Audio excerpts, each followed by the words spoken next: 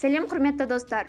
Соңғы жаңалықтарды алғашқылардың қатарында білгіңіз келсе, бейне астындағы бір ғана лайк пен подписация таңбаларын басып, бізге жазылыңыз.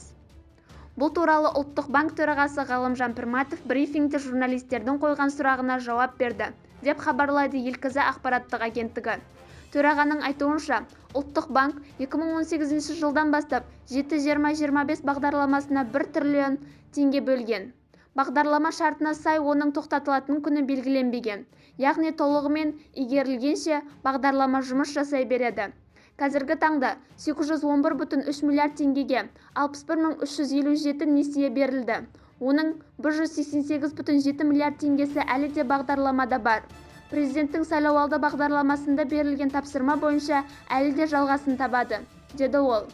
Сондай-ақ 1 триллиард теңге біткеннен кейін тағы да ақша берілетіні туралы айтылды. Бұл қаржының сомасын бағдарламаға өзгеріс енгеннен кейін білесіздер. Ұлттық банк қазіргі таңда бағдарламаның негізгі шартын өзгертпейді, дейді қ.о.б төрағасы Ғалымжан Пірматов. Бізді бақылауды жалғастырыңыз.